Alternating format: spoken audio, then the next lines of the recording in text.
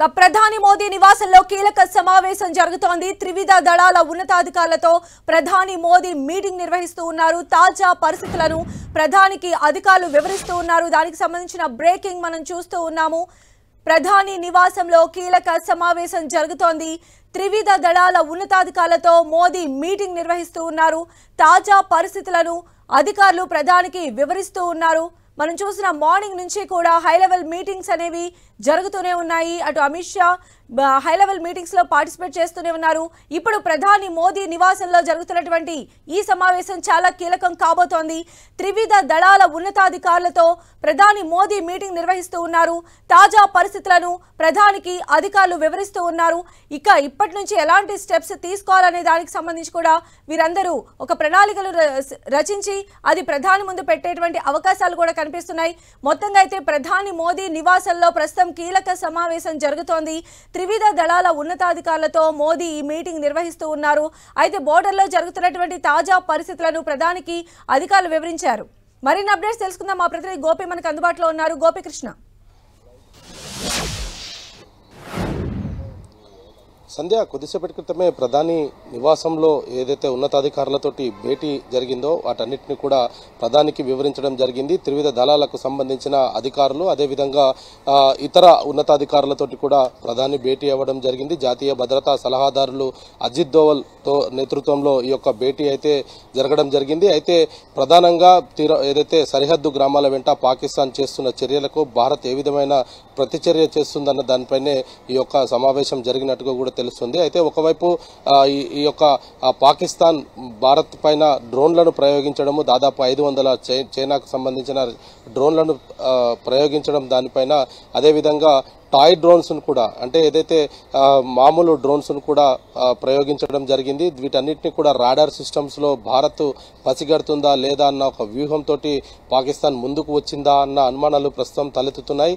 అయితే S-400 వీటన్నిటిని కూడా సమర్థవంతంగా నిర్వీర్యం చేయడం వెనకాల అంటే ఇదొక పథకం ప్రకారంగానే పాకిస్తాన్ ఈ యొక్క డ్రోన్ల దాడికి పాల్పడిందా అన్న అనుమానాలు అయితే ప్రస్తుతం తలెత్తుతున్నాయి. దానికి సంబంధించి కూడా ఈ యొక్క చర్చ జరిగే ఉండవచ్చు అనేది కూడా తెలుస్తుంది. ఎందుకంటే త్రివిధ దళాలు కూడా ఇప్పటికే పూర్తిగా సంసిద్ధమైన పరిస్థితి ఉంది. నిన్న రాత్రి కూడా పాకిస్తాన్ కవ్వింపు చర్యలను పూర్తిగా తిప్పికొట్టడం జరిగింది. ఇప్పుడు తాజాగా కూడా మరోసారి కూడా ఇటు ఉరిలో కూడా మరోసారి సైరన్ మోగే అవకాశాలు ఉన్నాయి. జమ్మూ కాశ్మీర్ తీరం వెంట కూడా కవ్వింపు చర్యలకు పాల్పడుతున్న పరిస్థితి అయితే కనపడుతుంది. అయితే వీటన్నిటిని చూస్తే కనుక ఈ యొక్క అజిత్ దోవల్ నేతృత్వంలో నిన్న జరిగిన విషయాలు కావచ్చు, అదేవిధంగా ఏదైతే శకలాలు దొరికాయో వాటన్నిటిని కూడా నిపుణుల ద్వారా కొంత సమాచారాన్ని సేకరించడం జరిగింది. అవి ఎటువంటి క్షిపణులను ప్రయోగించడం జరిగింది అన్న దానిపైన కూడా కొంత నిపుణులతోటి పరిశీలించిన తర్వాత వాటన్నిటికి సంబంధించిన సమాచారాన్ని ప్రధానికి అందజేసినారు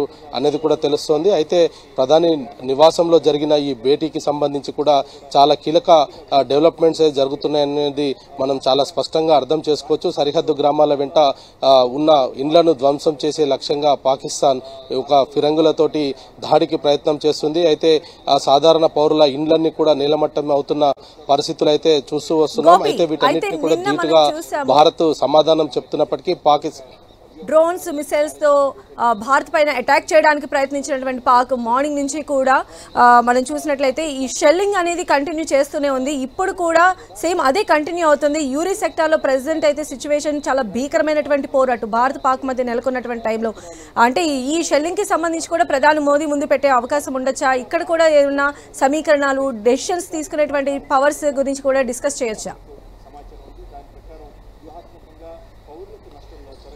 ఖచ్చితంగా సంధ్య, మీరు అన్నట్టుగా ఈ షెల్లింగ్స్ కు సంబంధించి కూడా ఇప్పటికే అధికారుల వద్ద ఒక కీలక సమాచారం ఉంది. అయితే ఏదైతే సరిహద్దు గ్రామాలనే లక్ష్యంగా చేసుకొని కాల్పులకు పాల్పడుతుండడము, బార్డర్ దగ్గరగా ఉన్న గ్రామాలను అంటే ఊరిని ప్రధానంగా ఊరిపైనే ఈ యొక్క షెల్స్ దాడులకు పాల్పడుతుండడం అనేది కూడా ప్రధానంగా అయితే అధికారులు దానిపైన కూడా దృష్టి సారించడం జరిగింది. సాధారణ పౌరులను చంపడమే లక్ష్యంగా ఈ యొక్క కాల్పులకు పాల్పడుతున్నట్టుగా ఇప్పటికే ఒక నివేదికను కూడా ప్రధానికి ఇవ్వడం జరిగింది. సాధారణ పౌరులకు గురుద్వారు మతాలకు సంబంధించిన ప్రార్థనా మందిరాలను లక్ష్యంగా చేసుకొని ఈ యొక్క దాడులకు పాల్పడుతున్న నేపథ్యంలో పాకిస్తాన్ కవ్వింపు చర్యల వెనకాల ఆంతర్యం ఏముంటుంది అన్న దానిపైన ప్రధానంగా అయితే చర్చ జరుగుతుంది. ఎందుకంటే 500 డ్రోన్లను భారత్ లోకి పంపివేయడము అంటే భారత్ వద్ద ఉన్న ఆయుధ సంపదని